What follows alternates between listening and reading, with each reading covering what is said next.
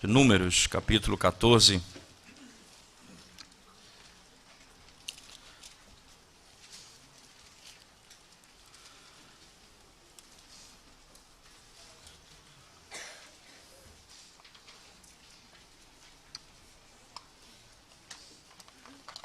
Números, capítulo 14. A última sessão do verso 14. Do capítulo 14, só um minutinho.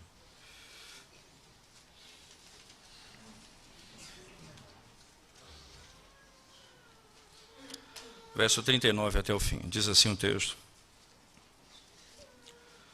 Falou Moisés estas palavras a todos os filhos de Israel, e o povo se contristou muito.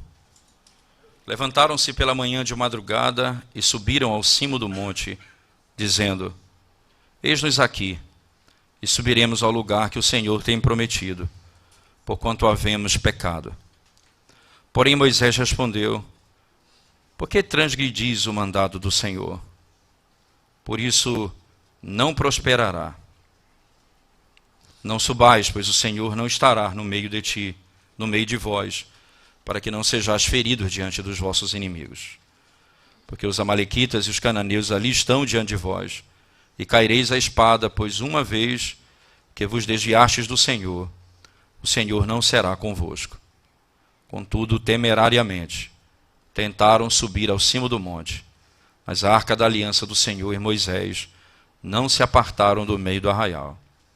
Então desceram os amalequitas e os cananeus que habitavam na montanha, e os feriram, derrotando-os até Ormá. Vamos à presença de Deus mais uma vez em oração, irmãos. Senhor bendito, nós te damos graças por tua palavra e pela oportunidade que temos de ouvir mais uma vez a tua voz. Rogamos, e apesar de nós mesmos, das nossas incapacidades e imperfeições, fraquezas, que o Senhor revele o teu poder na tua palavra, na voz que se ouve pelo teu Espírito. Fala conosco nessa manhã poderosamente. Em nome de Jesus nós oramos. Amém.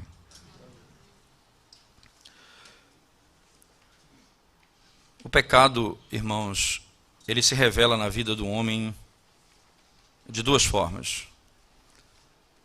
Na desobediência e na obediência. Parece estranho falar isso, mas quando a obediência ao Senhor, ela é fruto da realização daquilo que Ele ordena, com base na nossa própria força, isso naturalmente levará à grande destruição. Ora, assim como fazer ou não fazer aquilo que Ele ordena na sua palavra, é tão grave como fazer aquilo que Ele ordena sem o socorro, a ajuda, a misericórdia e o poder dEle.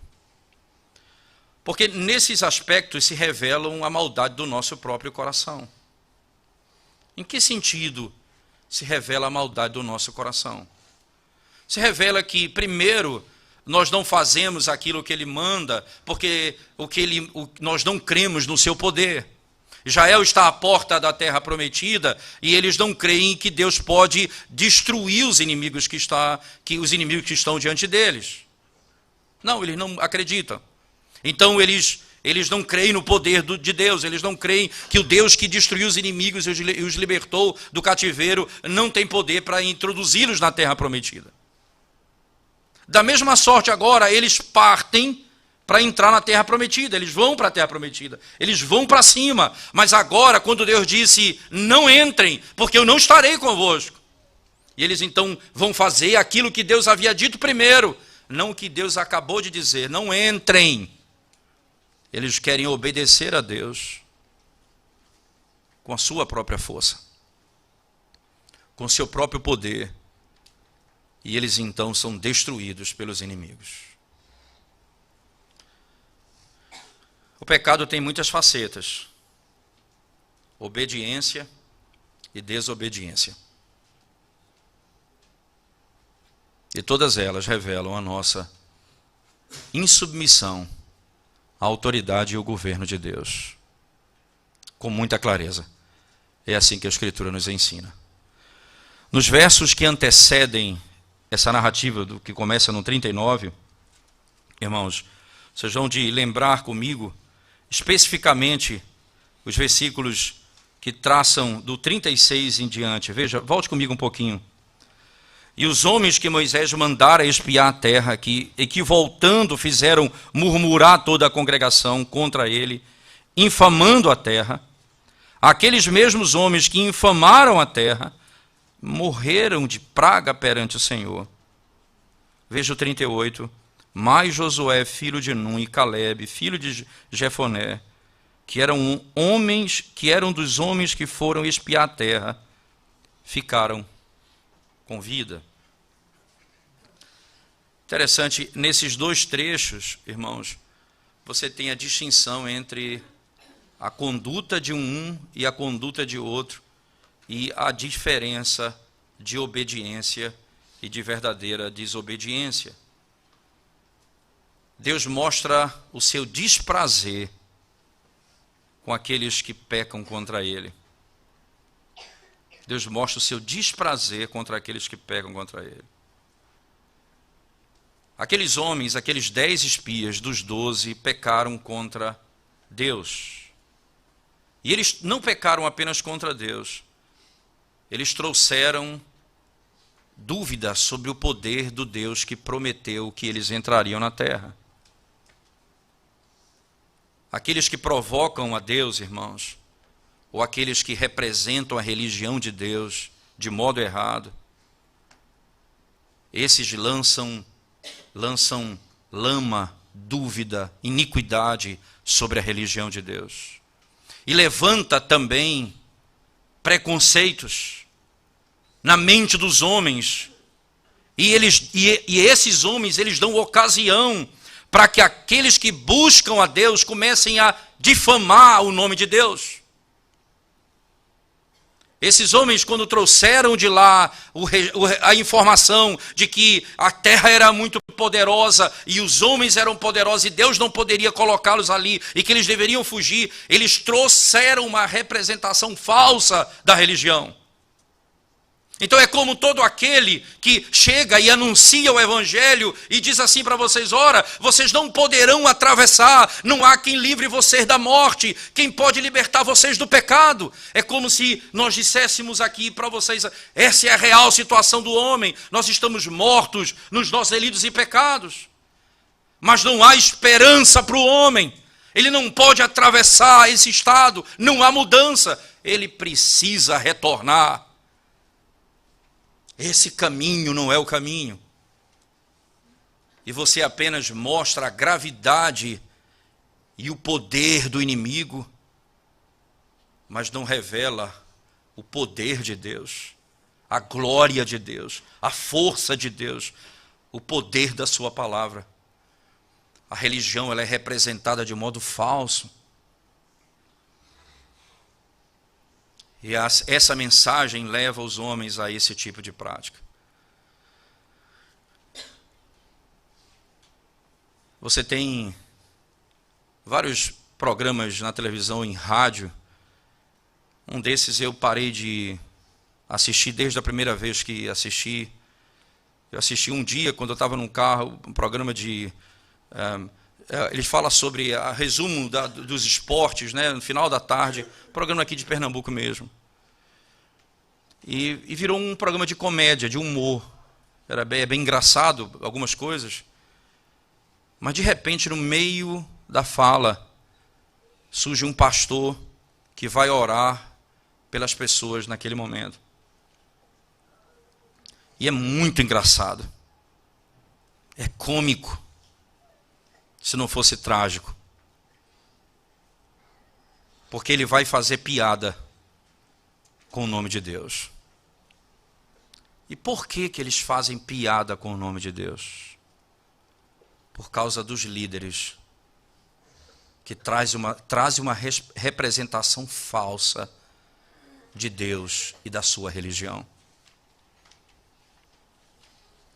Eles fazem piada porque os homens que devem fazer a representação correta do Evangelho, eles fazem piada, eles fazem uma péssima manifestação daquilo que é o Evangelho de Deus. Assim acontece aqui no texto.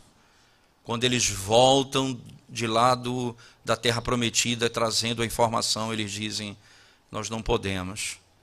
Isso leva todo mundo à incredulidade, dizendo, realmente nós não temos como chegar lá. Deus abomina o pecado, porque esses homens levaram e trouxeram pecado. Eles pecaram categoricamente contra Deus, mas não apenas isso, eles levaram o povo a cometer pecado. Toda a congregação murmurou contra Deus. Eles não viram, eles ouviram o relato.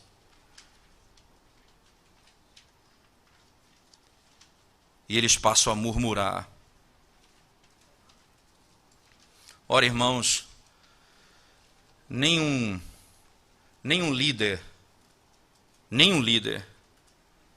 que cai na sua mazela e no seu próprio pecado, ele pode esperar que o sangue que vai cair dele não manche todos que estão ao seu redor. Ele não pode esperar. Ele não pode esperar outra coisa senão isso, que o mal que sai do coração dele contamine aqueles que estão ao seu redor. E a incredulidade toma conta do povo, daqueles que estão ali ouvindo o relato. E Deus então vai dizer o que ele vai fazer com toda a congregação. Eles foram sentenciados e mortos. Você vai ver isso exatamente no versículo 35, veja só. Ele diz assim,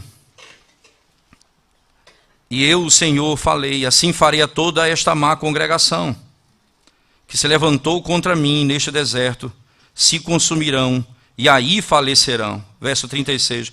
E os homens que Moisés mandara espiar a terra, e que voltando fizeram murmurar, veja o detalhe do texto, eles fizeram murmurar toda a congregação contra ele, infamando a terra. Aqueles mesmos homens que infamaram a terra, morreram de praga perante o Senhor. Eles foram executados diante do Senhor. Para que isso, irmãos? Porque a morte deles servisse de exemplo para os outros. Imediatamente servisse de exemplo para os outros. Interessante que na segunda carta de Pedro, abra sua Bíblia comigo, ele fala acerca de Noé e do período de Noé, mas veja aqui como ele faz uma análise bem interessante do que parece ser muito próximo do que nós estamos narrando nesse texto. Na segunda carta de Pedro, capítulo 2, especificamente o verso 5 e 6, diz assim o texto sagrado: e não perdoou ao mundo antigo, mas guardou a Noé, a oitava pessoa, o pregador da justiça, ao trazer o dilúvio sobre o mundo dos ímpios, e condenou à destruição as cidades de Sodoma e Gomorra, reduzindo-os a cinza, e pondo-as para exemplo aos que vivessem impiamente. E isso era exemplo para os que vivem impiamente. O Senhor, então, tira esses 10 e diz assim, perceba que essa é a lógica. Veja, o Senhor poupa uns, ele poupa aqui 2, mata 10 e diz, esse é o exemplo para vocês. É assim que eu trato a iniquidade. Não vale a pena viver na incredulidade. Não vale a pena viver longe do meu caminho. Não vale a pena andar em murmuração. Confia na minha palavra. Porque aqueles que não confiam em mim receberão o juízo, diz o Senhor. Então a ira de Deus é revelada para que aqueles homens possam ouvir e temer a Deus. Ouvir e temer a Deus. Dessa mesma sorte, o Senhor, como fez com Noé, o oitavo, diz o texto, quando Noé foi preservado junto com sua família, porque a destruição de todos era para servir de exemplo, mas a preservação de Noé também servia de exemplo. É assim que o Senhor trata aqueles que são seus. E vem a segunda parte, no versículo seguinte, no 38, veja: mas Josué, filho de Num, e Calebe, filho de Jefoné, que eram dos homens que foram espiar a terra, ficaram com vida. A preservação especial de Calebe e Josué, eles ainda viveram. Você imagina, irmãos, os 12 espias diante de Moisés, e ouvindo: os 10 morrerão, e eles 2 serão poupados. Perceba que tudo isso para afetar a congregação. Quando os 10 caíram de praga, o temor era para chegar aos seus corações. Aqueles que eles haviam pegado em pedra para matar há pouco tempo, agora o Senhor preserva com vida. E aqueles que foram a causa deles pegarem pedra para matar, foram mortos pelo Senhor diante dos seus olhos. Diante dos seus olhos. O Senhor confirma o testemunho deles. Sim, é esse o caminho. Eles confiaram na palavra de Deus, eles creram no testemunho do Senhor, eles entenderam que a palavra de Deus é fiel e que Deus disse que eles entrariam na terra, independente do poder do inimigo, independente da força do inimigo, eles entrariam na terra. Porque o que está em jogo aqui não é o poder daqueles que se levantam contra nós, mas o poder de Deus que diz: entre na terra, tomem a terra, porque Ele é aquele que nos conduzirá nisso. E agora vem o resultado: os que confiam no Senhor e os que não confiam no Senhor. E Deus mostra de maneira tão clara, como está descrito no texto. E você imagina, irmãos, o salmista descrevendo: 100 cairão à tua direita, 1000 à tua esquerda, milhares cairão ao teu redor, mas tu permanecerás de pé. Você imagina esses 2 homens no deserto, vendo a morte alcançar toda uma geração, e eles permaneceram em pé, porque foram preservados pelo Senhor, porque creram na sua palavra, porque confiaram no Senhor. Ora, irmãos, essa foi a sentença entregue ao povo. Essa foi a sentença.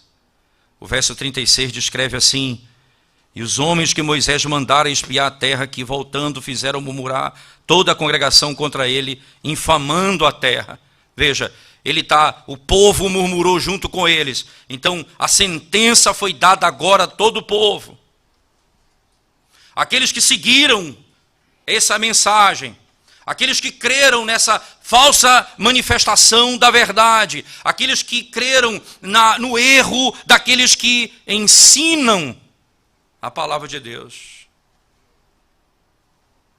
esses vão ser condenados juntamente com os 10 que morreram imediatamente. Interessante que agora eles não entrarão na terra prometida. Eles não serão e não estarão com eles nessa satisfação da entrada na terra que Deus havia prometido. Interessante pensarmos assim, não é? Se você pegar no verso 14, no capítulo 14, verso 1, veja, por favor, irmãos. Então toda a congregação levantou a sua voz e o povo chorou naquela noite. Veja que choro. O único choro deles era porque eles queriam voltar Eles não choram porque se arrependem dos seus pecados. Eles choraram porque não conseguiriam entrar na terra, porque os inimigos eram mais poderosos do que Deus. Interessante nós pensarmos nisso. Agora, o Senhor está dando razão para eles chorarem. Vocês vão chorar pelo motivo certo. Vocês choravam porque não se agradavam do menu. Vocês choraram porque não acreditavam que Deus poderia fazê-los entrar numa terra de gigantes. Vocês choraram porque não creram no Senhor. Vocês choraram porque foram incrédulos. Agora, vocês vão chorar, porque a sentença foi entregue. Os murmuradores morrerão. Os murmuradores morrerão. Se eles tivessem chorado pelo pecado, quando eles foram reprovados pelo Senhor, no verso 9 do capítulo 14, veja, por favor. Tão somente não sejais rebeldes contra o Senhor, e não temais o povo dessa terra, porquanto são eles nosso pão. Retirou-se deles o seu amparo, e o Senhor é conosco. Não os temais. Em outras palavras, temam a Deus, não temam os seus inimigos. Temam a Deus, não temam os seus opressores. Temam a Deus, não temam os seus problemas, as suas angústias, os seus medos, as suas aflições. Temam a Deus, porque se você temer a Deus, você encontrará razão para chorar, e o teu choro é aquele que Deus perdoa, restaura e muda a sorte. Mas se vocês temerem os homens, vocês serão destruídos. Eles não poderão te livrar da ira de Deus. Mas se você temer a Deus, o máximo que alguém pode fazer contra você é tirar sua vida. O máximo que um problema pode trazer para você é tirar sua vida. Mas se você teme a Deus, você tem a vida eterna. E o texto então vai nos ensinar, ora, quem sabe se eles tivessem chorado quando foram reprovados.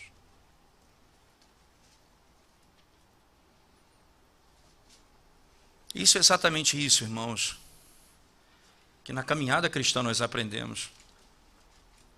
Quantas reprovações nós sofremos, quantas palavras o Senhor nos dá para mudarmos, quantos ensinamentos para voltarmos dos nossos pecados.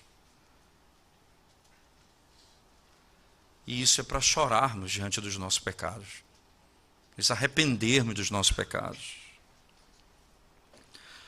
Se tivéssemos chorado antes, a sentença não seria entregue. Agora, eles choram por causa do julgamento. O problema é que a tristeza chegou tarde demais. E não pôde fazer nenhum bem a eles.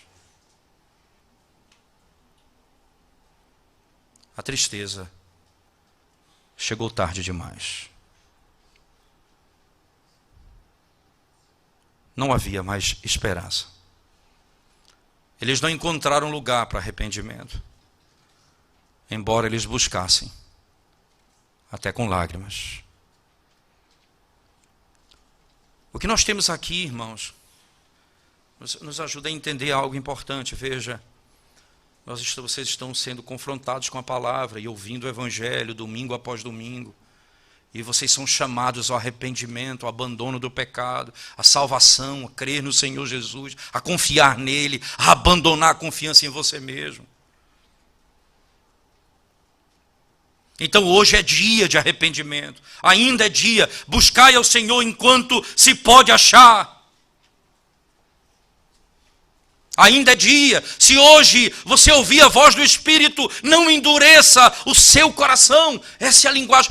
Hoje é dia de salvação, ainda é tempo, ainda há dia, ainda há hora, ainda isso pode acontecer. Mas haverá um dia, haverá um momento em que todos lamentarão, todos chorarão, mas não haverá salvação. Só haverá lamento, só haverá choro, mas não haverá arrependimento. Haverá um dia em que o lamento estará no coração de todo homem, mas não haverá esperança para ele, porque era tarde demais.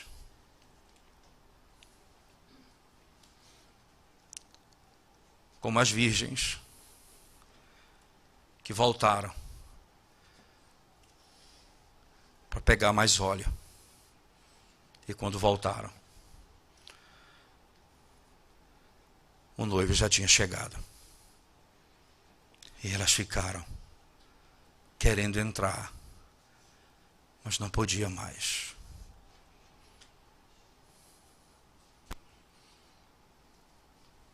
Hoje ainda é dia de salvação. Ainda é dia de salvação. Só que o que acontece quando o indivíduo é confrontado com tal verdade e ele não é mudado verdadeiramente? O que é que ele tenta fazer, irmãos? Eles vão querer tomar os céus à força. Eles vão querer tomar os céus com as próprias mãos. Eles vão querer tomar os céus com seu poder. Verso 40. Levantaram-se pela manhã de madrugada e subiram o cume do monte, dizendo: eis-nos aqui, subiremos ao lugar que o Senhor tem falado, porquanto havemos pecado. Veja, nós vamos fazer porque pecamos. Se juntaram como um só corpo, pediram a Moisés: lidere-nos como capitão. Veja, eles tinham pedido anteriormente: não nos lidere como capitão de volta ao Egito, levante outro. Mas agora eles confessam sua falta e dizem: nós pecamos. Nós pecamos, sim. Nós queremos subir agora. Nós desejamos a terra que desprezamos. Nós queremos colocar a nossa confiança na promessa que nós tanto discordamos.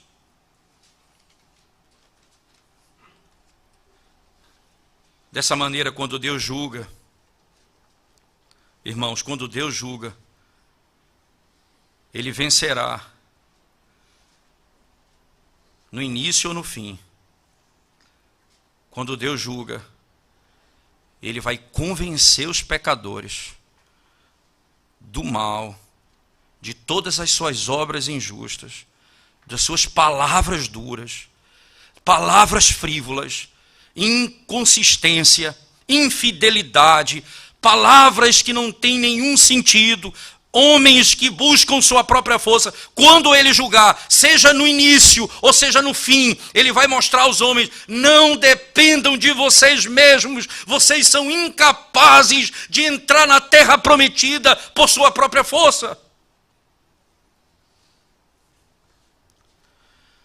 Embora Deus tenha sido glorificado naquele momento por eles terem dito: nós pedimos perdão, não houve mais benefício para eles. Chegou tarde demais. O decreto de Deus já foi entregue. A ordem foi determinada. Estava pronto. Eles não entrariam na terra prometida.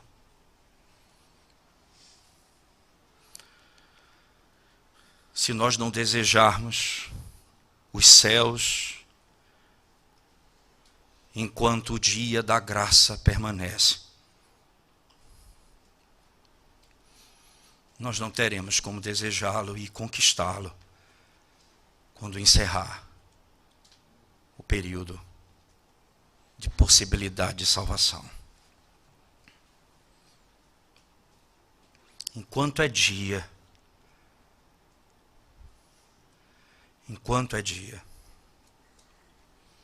clame por misericórdia.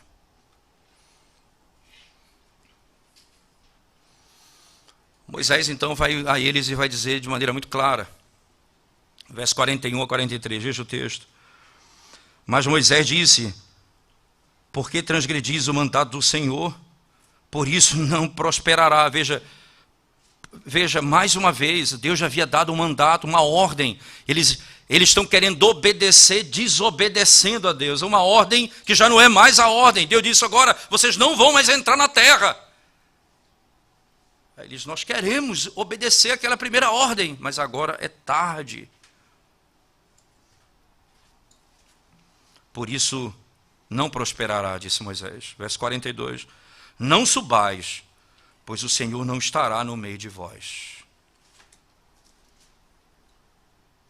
para que não sejais feridos diante dos vossos inimigos. Porque os amalequitas e os cananeus estão ali diante da vossa face, e caireis a espada. Pois porquanto vos desviastes do Senhor, o Senhor não estará convosco. Moisés lhes dá um aviso. Vocês estão transgredindo o mandamento do Senhor. O Senhor tinha dito anteriormente, agora vocês vão voltar ao Mar Vermelho. Não era isso que vocês queriam? Murmurando, vocês vão voltar ao Mar Vermelho. Preste atenção, irmãos. O que é obrigação em determinado tempo na vida, quando chega um outro tempo, não podemos mais fazer aquilo que nos foi ordenado. Agora tem que submeter a penalidade da quebra desse princípio.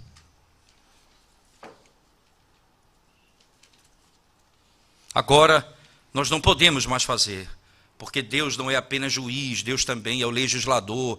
Quem dá a lei é Ele. Ele diz, entre na terra. Ele diz, agora não entre mais na terra, porque Ele é aquele único que cria leis. Ele é o legislador. Ele diz, faça. Ele diz, não faça. E o nosso papel é obedecer sua lei, não questionar sua lei. Se Ele disse, agora vocês vão voltar ao caminho do Mar Vermelho, obedeçam ao Senhor e sofram as consequências, morram nos seus caminhos, mas aprendam, o Senhor está tratando com o seu coração, o Senhor está mostrando o que está dentro do teu coração, e no final Ele vai fazer o bem a você.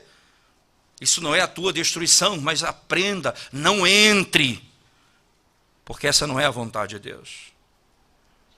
Só Ele pode fazer assim. Só Ele pode mudar o 7º dia da semana do descanso para o 1º dia da semana, é ordenado por Ele. Isso é uma ordenança de homens, é só Ele pode fazer. Nós, na antiga aliança, nós adorávamos no sábado. Agora, na nova aliança, nós adoramos ao Senhor no 1º dia da semana. É só Ele que pode fazer, só o legislador é que pode mudar. Se não pode ser legislado por nós, é só Ele que muda. Ele muda. Antigamente era Páscoa, agora é a ceia do Senhor. Ele é que cria a lei.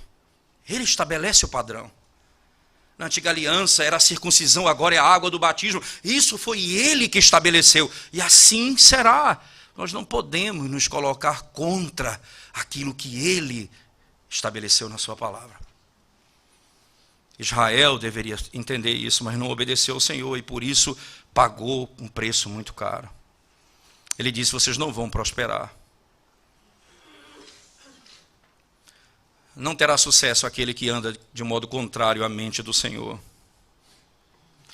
Os cananeus estão lá para atacar vocês. Eles estão lá, mas Deus não está contigo. Ele não vai lutar por vocês. Ele não vai cuidar de vocês. Ele não vai proteger vocês. Ele não estará lá. Então não suba. Não vá. Porque vocês vão ser destruídos. Aqueles que estão fora do caminho do Senhor, irmãos, estão fora da proteção de Deus. Estão em perigo. Em perigo. É perigoso ir para qualquer lugar onde nós não esperamos que Deus esteja lá. É perigoso ir para qualquer lugar onde nós não esperamos encontrar Deus, o que Deus não vá conosco. Pela espada dos amalequitas e dos cananeus, vocês vão cair. Porque vocês se voltaram contra o Senhor. Vocês deixaram de seguir a lei do Senhor, seus preceitos e promessas. O Senhor não estará convosco. Deus certamente deixará aqueles que o deixam. E aqueles que são deixados por Deus estão expostos a toda a miséria nessa vida e na vindoura. Não há proteção sem Deus. Não ande sem Deus. Não faça sem Deus. Não viva sem Deus. Não morra sem Deus. Porque se você morrer com Deus, Ele já morreu por ti. E já venceu a morte no teu lugar. E já ressuscitou dentre os mortos. E você está seguro nele. Não se atreva a sair sem Deus. Porque os amalequitas, eles vão nos destruir. Que pena que mesmo diante de todos esses alertas e verdades, eles foram a si mesmo. Que povo perverso. Eles eram resolvidos em cada coisa, em cada pensamento, em cada ordem dada por Deus, eles faziam o contrário. Entrem, eles não queriam entrar. Não entrem, eles vão entrar. Eles fazem tudo o contrário que Deus diz. Que perverso. Agora veja se não é assim o nosso coração. Veja se não é assim o nosso coração. Ou nós temos prazer na lei do Senhor, ou nós temos prazer nos seus ensinamentos, ou nós nos deleitamos nas suas verdades. A mente que é governada pelo pecado, ela é inimiga de Deus. Eles presumem, nós vamos até o topo do monte, independente da justiça e da ira de Deus, nós vamos ao topo do monte e nós vamos destruir os inimigos. Mas eles são tão cruéis, tão sem noção, porque o pecado torna um homem ignorante, cego, endurecido. Nem a arca, nem Moisés, nenhum deles esteve com o povo. Eles subiram sozinhos, sem Deus. E o verso diz que eles foram destruídos.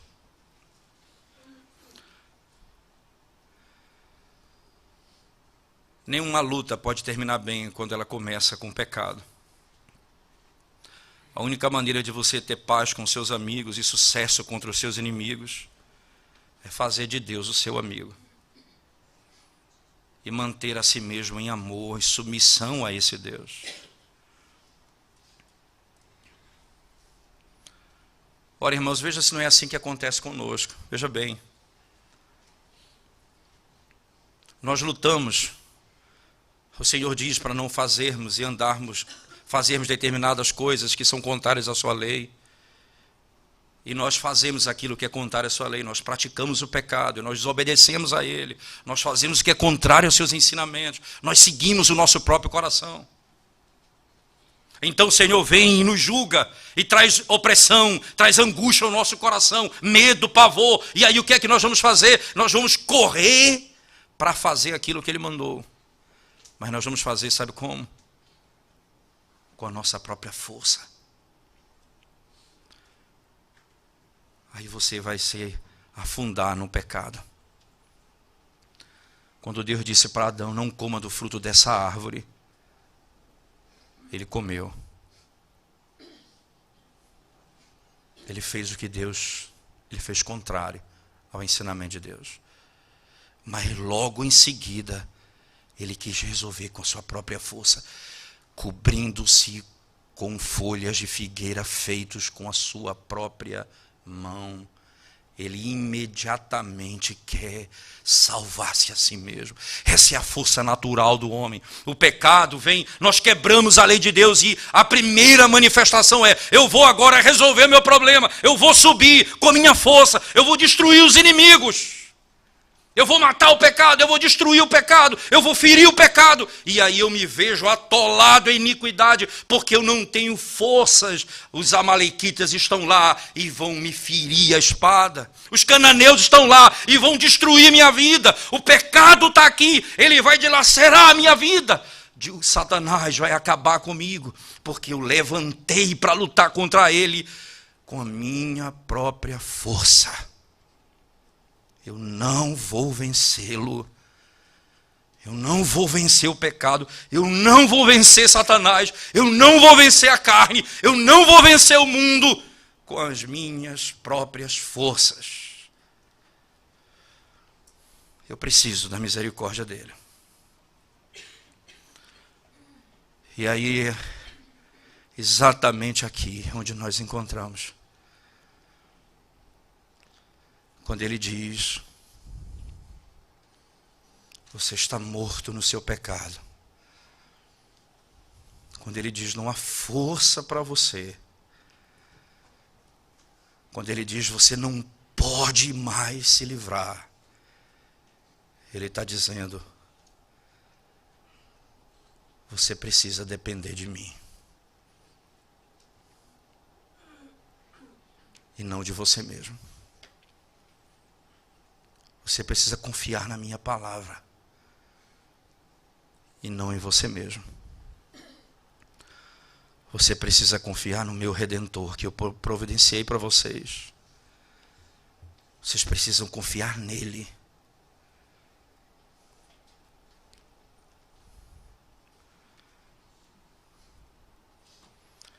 Quando vieram prender Jesus Cristo no jardim, um apóstolo puxou a espada e cortou a orelha de um dos inimigos do Senhor. O Senhor foi e botou de volta. Guarde a espada. Não é esse o meu inimigo. Eu vou vencer o inimigo agora. Guardei toda a lei. Vou ser morto sem nunca cometer um pecado. Porque lá na cruz eu destruí, eu vou destruir, Cristo destruiu o maior de todos os nossos inimigos, o diabo e o pecado. Agora, é só nele que nós podemos vencer. Nenhuma outra tentativa de tomar posse da terra com a sua própria força vai ser bem sucedida. É hora de colocarmos o nosso rosto no pó e clamarmos as misericórdias de Deus. A nossa esperança está no nosso capitão, que destruiu os nossos inimigos. A nossa esperança está naquele que é maior do que Moisés, que na sua morte destruiu aquele que tem o poder da morte, a saber, o diabo.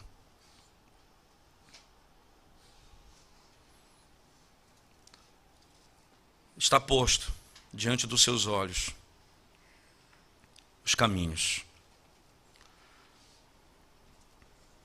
Está posto diante dos seus olhos os caminhos. A sua situação é grave, sua condição é terrível.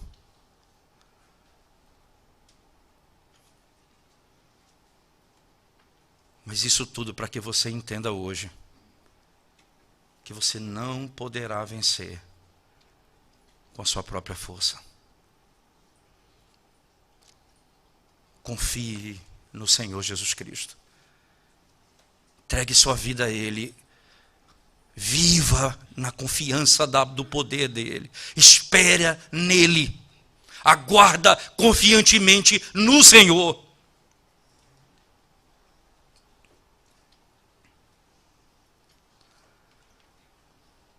Não tente resolver com sua própria força. Você vai morrer.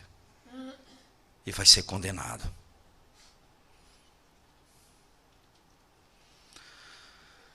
Mas agora, que bênção, irmãos, em Cristo, que bênção. E como pastor, com a gente, no aconselhamento, lidando com pessoas no gabinete, pessoas que vêm buscar consolo, palavra de conforto, e buscam no Senhor, ouvir a voz do Senhor nas Escrituras. Você vai aprendendo coisas que são extraordinárias. E talvez a coisa mais preciosa que eu tenha aprendido na minha vida durante esse tempo de pastor. Talvez eu possa estar certo disso. Certamente a coisa mais preciosa que eu aprendi tudo isso. Não foi técnica, não foi nada, mas foi uma coisa extraordinária. Foi descobrir que talvez o pecado das pessoas não seja aqueles que eles estão praticando, mas seja a confiança que eles têm em si mesmo para se livrar daquele pecado. Isso tem sido tão nítido para mim. Não é simplesmente o pecado que eles estão cometendo, mas em quem eles confiam para sair do pecado. E a maior parte usa estratégias, e força, e critério, e regras, e eles só vão se afundando em iniquidade.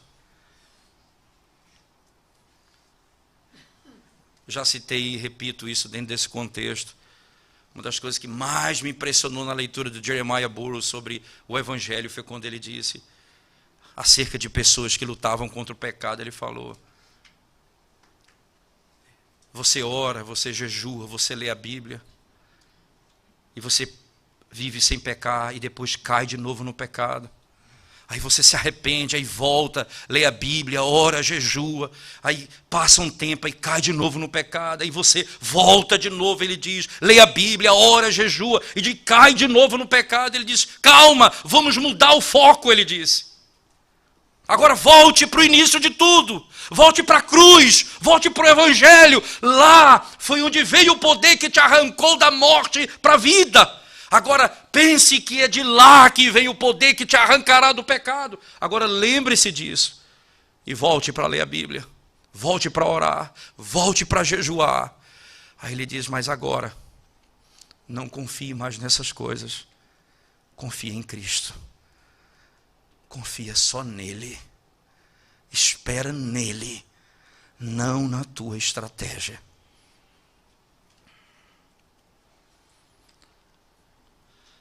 Está aí a nossa força. Está aqui a nossa força. O Senhor está dizendo,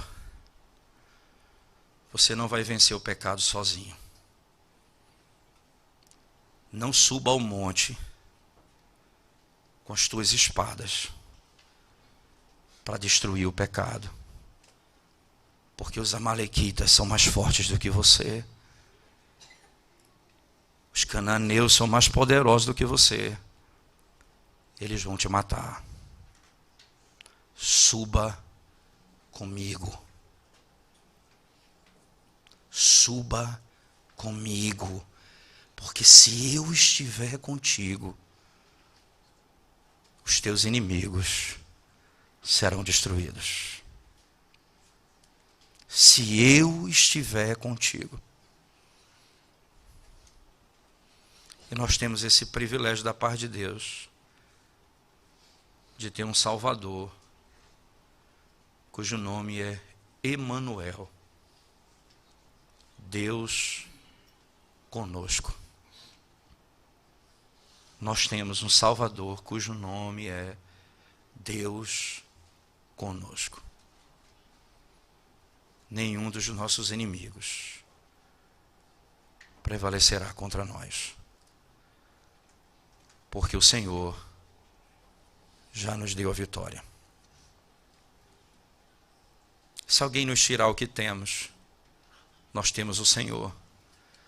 Se alguma coisa tirar a minha vida, eu tenho a esperança na eternidade em Cristo. Ninguém poderá destruir a minha alma, porque Ele venceu. E Ele é o nosso capitão. Confia nesse capitão e segue os seus passos. Como Caleb e Josué, siga os passos de Cristo. E vocês estão seguros. Estão seguros. Vamos orar ao Senhor. Nós te damos graças, bendito Deus, por tua palavra nessa manhã e pelo privilégio de podermos pensar e meditar na glória do teu evangelho, na bênção que recebemos do Senhor, mas ao mesmo tempo na gravidade do nosso pecado e como devemos, ó Deus, buscar o Senhor enquanto é tempo, buscar o Senhor enquanto é tempo, encontrar o Senhor enquanto se pode achar. Ainda é dia que o teu evangelho alcance o coração daqueles que estão longe de ti nessa noite, nessa manhã, que a tua palavra traga salvação e o teu Espírito opere na vida de cada um de nós, trazendo conforto, salvação, esperança, santificação, porque Jesus Cristo é tudo para nós. No nome dele nós oramos. Amém, Senhor Deus.